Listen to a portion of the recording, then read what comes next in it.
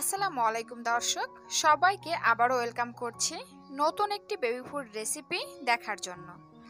Cerelac যে বাচ্চাদের জন্য খুবই পুষ্টিকর তা কিন্তু আমরা কম বেশি সবাই জানি, তবে শিশু খাদ্য হিসাবে এটি বেশ ব্যয়বহুল। এছাড়া বাজারের কেনা সেরেলাকের উপাদানগুলো কতটা স্বাস্থ্যসম্মত সে নিয়ে কিন্তু অনেক অভিভাবকই চিন্তায় থাকেন। তাই আজ দেখে নিন বাড়িতে স্বাস্থ্যসম্মত উপায়ে কিভাবে সেরেলাক বানিয়ে নেওয়া যায় এবং কিভাবে সংরক্ষণ করবেন এবং বাচ্চাকে কিভাবে রান্না করে খাওয়াবেন তার রেসিপিটাও দেখিয়ে দিব। কথা না বাড়িয়ে চলে যাব মূল রেসিপিতে। প্রথমে আমরা দেখে নিব সেরেলাক তৈরি করার জন্য আমাদের কি কি উপকরণ লাগবে। উপকরণ হিসেবে লাগছে 1/3 কাপ রেগুলার ভাতের চাল, 1/3 কাপ পোলাওর চাল, 1/4 কাপ মুসুরির ডাল, 1/4 কাপ মুগের ডাল, সম পরিমাণে বুটের ডাল,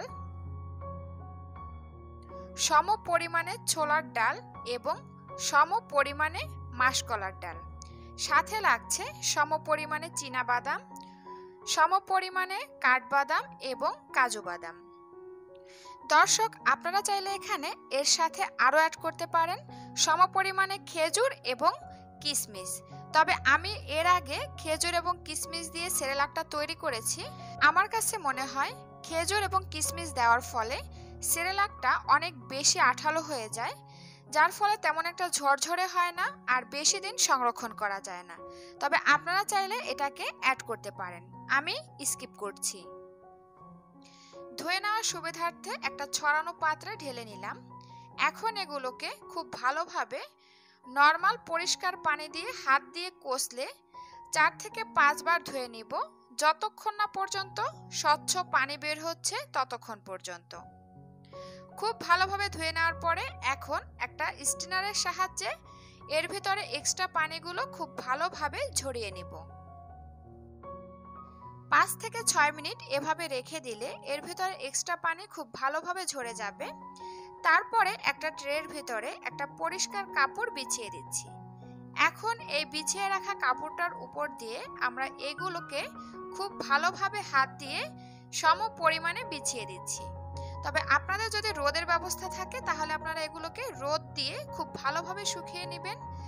আমার যেহেতু রোদের কোনো ব্যবস্থা নাই, তাই আমি এগুলোকে ফ্যানের নিচে রেখে শুকিয়ে নিচ্ছি। এগুলো শুকাতে 3 থেকে 4 ঘন্টা সময় লাগবে। ফিরে আসছি 3 থেকে 4 ঘন্টা পরে। ফিরে আসলাম 4 ঘন্টা পর, আর এরই মধ্যে কিন্তু এর গায়ের পানি অনেকটা টেনে গেছে। তবে আপনারা যদি রোদে শুকান তাহলে এর থেকে আরো অনেকটা ঝরঝরে হবে। এখন আমি এগুলোকে চুলায় দিয়ে টেলে নিব। তার কারণ হচ্ছে আমরা যেহেতু এগুলোকে পানি দিয়ে ধুয়ে নিয়েছি, যার ফলে এর ভেতরে কিছুটা হলেও পানি রয়েছে। আর এইভাবে যদি আমরা এগুলোকে ব্লেন্ড করি তাহলে আমরা বেশি দিন সংরক্ষণ করতে পারবো না, খুব তাড়াতাড়ি নষ্ট হয়ে যাবে। তবে অবশ্যই কিন্তু শুকনো তাওয়ায় চুলার আঁচ মিডিয়াম আঁচে রেখে একটু ঘন ঘন নেড়ে চেড়ে ভেজে নিতে হবে। কোনোভাবে চুলার আঁচ বাড়িয়ে দিবেন না, তাহলে কিন্তু এগুলো খুব তাড়াতাড়ি লাল হয়ে যাবে, খুব ভালো ভাজা হবে না। এগুলোকে ভেজে নিতে নিতে আমার প্রিয় দর্শকদের কাছে একটি ছোট্ট অনুরোধ করে নিব। ভিডিওটি ভালো লাগলে প্লিজ একটি লাইক দিবেন এবং বাচ্চাদের জন্য এরকমের আরও নতুন নতুন স্বাস্থ্যকর এবং পুষ্টিকর খাবারের রেসিপি পেতে প্লিজ আমার চ্যানেলটিকে সাবস্ক্রাইব করে রাখবেন এবং পাশে থাকা ছোট্ট ঘন্টাটি বাজিয়ে অলে সেট করে রাখবেন, যাতে নতুন কোনো ভিডিও দেওয়ার সাথেই সবার প্রথমে আপনার কাছে নোটিফিকেশন চলে যায় আর আপনি দেখে নিতে পারেন। আর যারা ইতিমধ্যে আমার চ্যানেলটিকে সাবস্ক্রাইব করেছেন তাদেরকে জানাই অসংখ্য ধন্যবাদ। চুলার আঁচ মিডিয়াম আঁচে রেখে আমি এগুলোকে 15 মিনিট ভেজে নিয়েছি। আর এখন কিন্তু আপনারা দেখতে পাচ্ছেন যে এর কালারটা অনেক অংশে ব্রাউন কালারে চলে এসেছে এবং খুব সুন্দরভাবে মুচমুচে হয়েছে। এখন আমি এগুলোকে চুলা থেকে নামিয়ে ঠান্ডা করে নিব। আরেকটি কথা, আপনারা যদি আমার থেকে এই উপকরণগুলো কমিয়ে বাড়িয়ে নেন সেক্ষেত্রে আপনাদের ভাজার সময়টা কিছুটা কমও লাগতে পারে, আবার কিছুটা বেশিও লাগতে পারে। এটা নির্ভর করবে আপনাদের উপকরণ কম না বেশি তার উপরে। সবকিছু খুব সুন্দরভাবে ঠান্ডা হয়ে আসার পরে আমি এগুলোকে একটা ব্লেন্ডারের জারে দিয়ে এগুলোকে ব্লেন্ড করে নিব। তবে আপনাদের হাতের কাছে যদি ব্লেন্ডার না থাকে সেই ক্ষেত্রে আপনারা শুকনো পরিষ্কার পাটায় এগুলোকে বেটে গুঁড়ো করে নেবেন। দর্শক, এই যে দেখুন খুব ভালোভাবে ব্লেন্ড করে নিয়েছি। আমি এখানে এই সেরেলাকটা একটু হালকা দানাযুক্ত রেখেছি, তবে আপনারা চাইলে একদম মিহি গুঁড়ো করে নিতে পারেন, এটা আপনাদের ইচ্ছা। এই সেরেলাকটা কিন্তু বাচ্চাদের দ্রুত ওজন বৃদ্ধি করতে সাহায্য করবে এবং মস্তিষ্ক বিকাশে সাহায্য করবে, পাশাপাশি বাচ্চাদের দ্রুত লম্বা করতেও সাহায্য করবে এবং শরীরের সব ধরনের পুষ্টি চাহিদা পূরণ করবে। তাই বলবো, যেসব বাচ্চারা খাবার খেতে চায় না, খাবারের প্রতি অনীহা দেখায়, তাদের শরীরে সব ধরনের পুষ্টি চাহিদা পূরণ করতে এই সেরেলাকটা কিন্তু বেস্ট অপশন। সংরক্ষণ করার জন্য যে কোনো ধরনের কাচের অথবা প্লাস্টিকের বয়ম নিতে হবে, তবে অবশ্যই মুখটা এয়ারটাইট হতে হবে।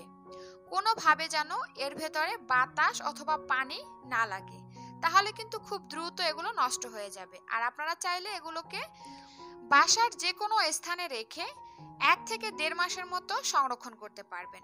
আর আপনাদের যদি ফ্রিজের ব্যবস্থা থাকে তাহলে আপনারা এগুলোকে ফ্রিজে রেখে 3 মাসের মতো সংরক্ষণ করতে পারবেন। এখন আমরা দেখে নেব এই সেরেলাকটা আমরা কিভাবে রান্না করে বাচ্চাকে খাওয়াবো। সেরেলাক রান্না করার জন্য আমি একটা পরিষ্কার প্যানে এরকমের ছোট মগের 1 মগ গরুর দুধ দিয়ে দিচ্ছি। তবে আপনাদের বাচ্চারা যদি গরুর দুধ না খায় সেই ক্ষেত্রে আপনারা এখানে দুধের পরিবর্তে নরমাল বিশুদ্ধ খাবার পানি ব্যবহার করবেন। তারপরে আমি এখানে আরো অ্যাড করছি এই একই মগের অর্ধেকটা বিশুদ্ধ খাবার পানি। তবে আপনারা চাইলে এখানে আপনারা পুরো রান্নাটা গরুর দুধ দিয়ে রান্না করে নিতে পারেন, এই পানিটুকু স্কিপ করতে পারেন। তবে আমি সাধারণত আমার মেয়েকে এই ছোট্ট মগের 1 মগ গরুর দুধ দিয়ে থাকি, সেটা কোনো কিছুর সাথে রান্না করে হোক বা এমনি সরাসরি হোক। এখন আমি এর ভিতরে অ্যাড করব 2 টেবিল চামচ সেরেলাক এবং স্বাদ অনুযায়ী খেজুরের গুড়। আমি এখানে খেজুরের গুড়টা ব্যবহার করেছি, আপনারা চাইলে এখানে লাল চিনি অথবা সাদা চিনি যেটা আপনাদের হাতের কাছে থাকবে সেটাই ব্যবহার করতে পারবেন, এবং স্বাদ অনুযায়ী লবণ। এখন আমি এগুলোকে খুব ভালোভাবে নেড়ে চেড়ে প্রতিটি উপকরণ একসাথে মিশিয়ে নিব। মিশিয়ে নেওয়ার পরে চুলার আঁচ মিডিয়াম আঁচে রেখে একটা ঢাকনা দিয়ে ঢেকে আমি এগুলোকে রান্না করে নিব।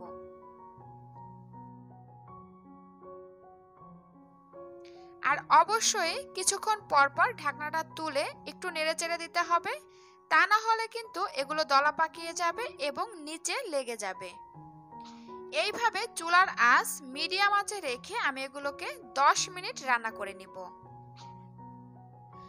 10 মিনিট চুলার আঁচ মিডিয়াম আঁচে রেখে রান্না করে নেওয়ার পরে ফিরে আসলাম। আর এই যে দেখুন সবকিছু কিন্তু খুব সুন্দরভাবে সেদ্ধ হয়ে গিয়েছে। আর এর ঘনত্বটা কিন্তু ঠিকই আছে, কারণ এটা ঠান্ডা হলে আরো একটু ঘন হয়ে আসবে। তারপরও আপনাদের বাচ্চাদের চাহিদা অনুযায়ী ঘন অথবা পাতলা যেমন খেতে পারে সেই অবস্থায় রেখে চুলা থেকে নামিয়ে নেবেন। আর অবশ্যই খুব ভালোভাবে সেদ্ধ করে নেওয়ার চেষ্টা করবেন, কারণ এর ভেতরে যেহেতু ডাল রয়েছে আর ডালটা কিন্তু সেদ্ধ হতে একটু সময় বেশি লাগে। কাঁচা অথবা আধা সেদ্ধ করে রান্না করবেন না, তাহলে কিন্তু খাবারটি বাচ্চারা খেলে তাদের পেটে ব্যথা অথবা ডায়রিয়ার মতন সমস্যা হতে পারে, এদিকে অবশ্যই লক্ষ্য রাখবেন। এই খাবারটি আপনারা 1 বছর থেকে যে কোনো বয়সী বাচ্চাদেরকে সকালে, দুপুরে কিংবা রাতের ভারী খাবার হিসেবে দিতে পারবেন এবং হালকা নাস্তা হিসেবে দিতে পারবেন। খাবারটি খুবই পুষ্টিকর এবং ক্যালোরি বহুল, বাচ্চাদের দ্রুত ওজন বৃদ্ধির পাশাপাশি বাচ্চাদেরকে অনেক এনার্জি দিবে এবং বাচ্চাদের শরীরে সব ধরনের পুষ্টি চাহিদা পূরণ করবে।